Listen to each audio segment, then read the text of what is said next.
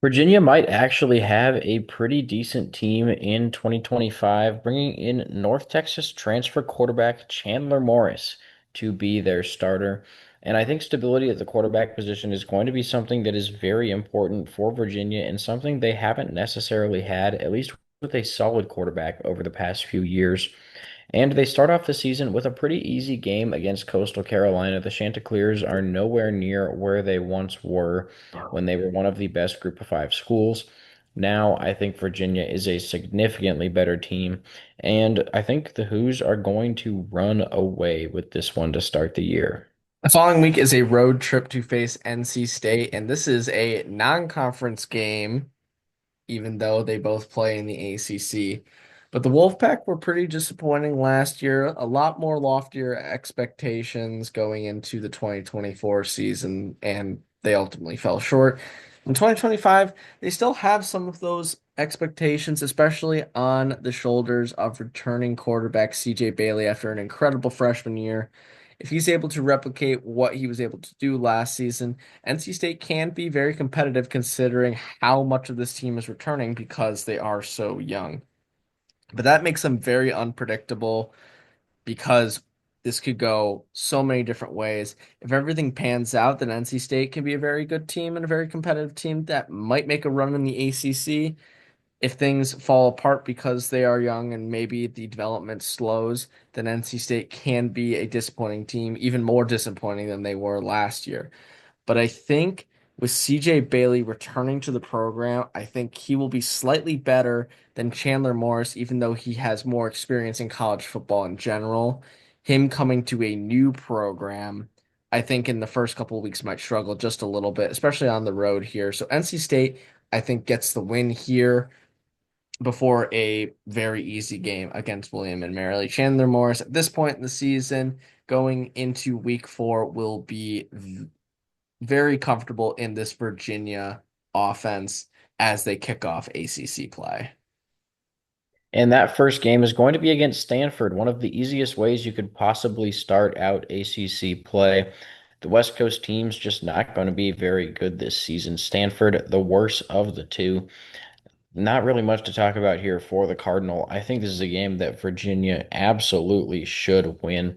And then it's Florida State. This one's going to be on a Friday night, and there's some serious upset potential in this one. I do think Florida State's going to be much better than they were last season when we saw them have an abysmal 2-10 season. Now, this season should be much better. They're bringing in Thomas Castellanos, the Boston College quarterback from last season, and a few other transfers that I think are going to make a big impact on this team. Florida State should be a pretty solid team, but if you're familiar with Virginia football, you know that they have the ability to pull off some weird upsets and win some games they absolutely should not. I don't think Virginia's a better team than Florida State, but I sure do think that they're going to beat them this season. Same cannot be said for their following game, which is a road trip to face Louisville. And the Cardinals are a team that we would classify as a dark horse in the ACC just because Clemson is the runaway favorite, with Miami, SMU, and Louisville following close behind, and then Georgia Tech and Duke, who are really true dark horses in the ACC. But Louisville has so much going for them going into next year. First of all, they have Isaac Brown returning after an incredible freshman season last year, going for over 1,000 yards on the ground. Expected to be one of the top running backs going into the 2025 season. The little area of concern is the quarterback play after Tyler Shuff is off to the NFL. They're bringing in Miller Moss from USC, who had his ups and downs as a Trojan, but if he's able to develop just a little bit more at Louisville, then he can be a very serviceable quarterback that leads this team to some big wins. And defensively, this team was pretty solid last year, and I think has made some good improvements. And the sky's the limit for this Louisville team, especially after they were able to beat Clemson on the road last year. So that game against Clemson this year is going to be the real test, and we will know for sure just how good this Cardinals team is.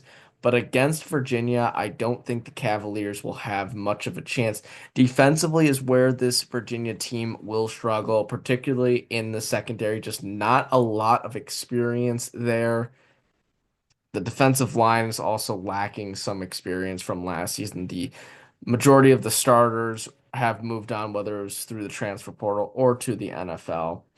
And while they are bringing in a lot of graduate transfers, they don't have nearly as much playing time as some other players. So that's going to be the big determining factor for the rest of Virginia's season. So they will fall here to Louisville on the road before going into their first bye week. And out of that, they have their last non-conference game, this one against Washington State. The Cougars are looking to replace another quarterback this offseason as they just can't hang on to them one season before they enter the transfer portal. First, it was Cam Ward going to Miami. Now it's John Montier going to Oklahoma. Zebi Eckhouse looking to be the third straight quarterback to follow that plan. And I do think that he has some serious potential, especially with how well Washington State has been churning out quarterbacks the past few years, like I just mentioned. But the rest of the Washington State team around him, we are not nearly as confident in. I think Washington State's going to struggle quite a bit. I like Oregon State a lot more in the Pac-12 than I do Washington State. I think that this is really a game with how far Washington State is traveling that Virginia should win. I do believe they'll be favored here. They have the home field advantage, although very small. And I think that Chandler Morris by this point will be pretty settled in. This is a game I think Virginia very much can win, moving them to 5-2 and only one game away from bowl eligibility. But the rest of the schedule is relatively difficult, starting with a road trip to face North Carolina. Tar Heels have Bill Belichick as their head coach now, coming out of retirement after a very successful NFL career. And if he's able to continue coaching at such a high level that he was in the NFL, then North Carolina can be a very, very good team, especially considering how much pull Bill Belichick has had in the transfer portal.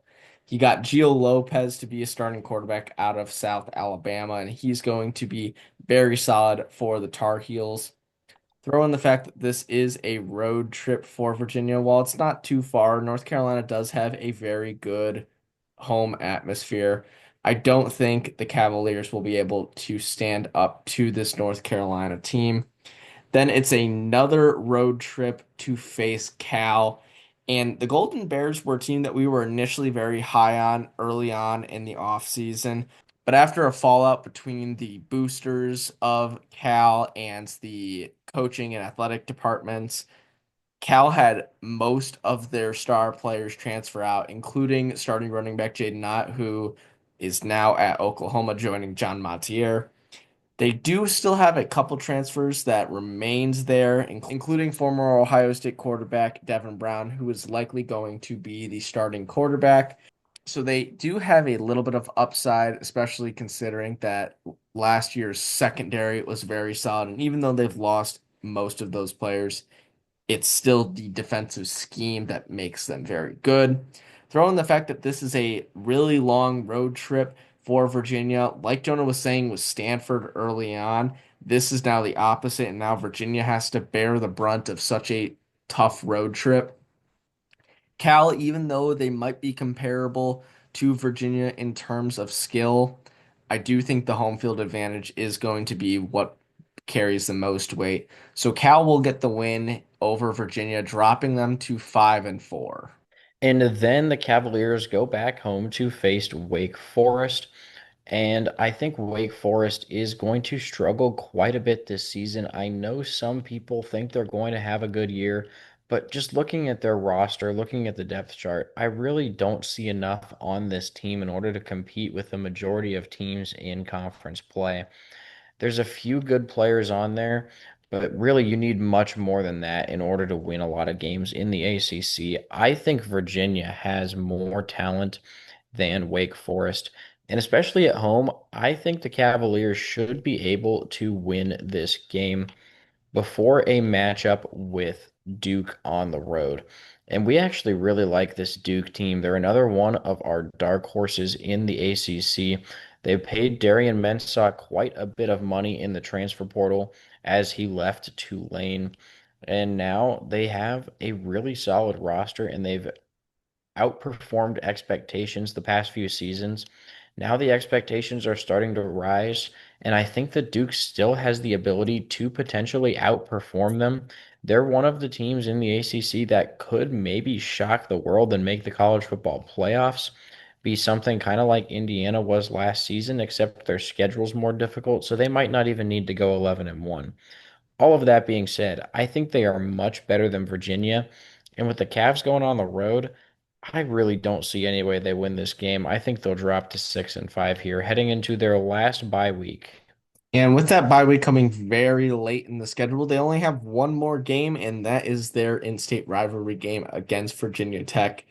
The Hokies are returning starting quarterback Kyron Drones, who was pretty good last year, had his ups and downs, but was a big reason why they were so competitive and nearly pulled off some upsets like against Miami, which ended in controversial fashion. But another big reason Virginia Tech was good last year was because of their secondary, which has taken a big hit this offseason with players leaving to the transfer portal or going off to the NFL. So having to rebuild that is going to be a big concern. But much like Cal, if they have good enough players or good enough recruits and prospects, then they should be able to put them into the scheme and they should be able to figure things out, especially at this point in the season.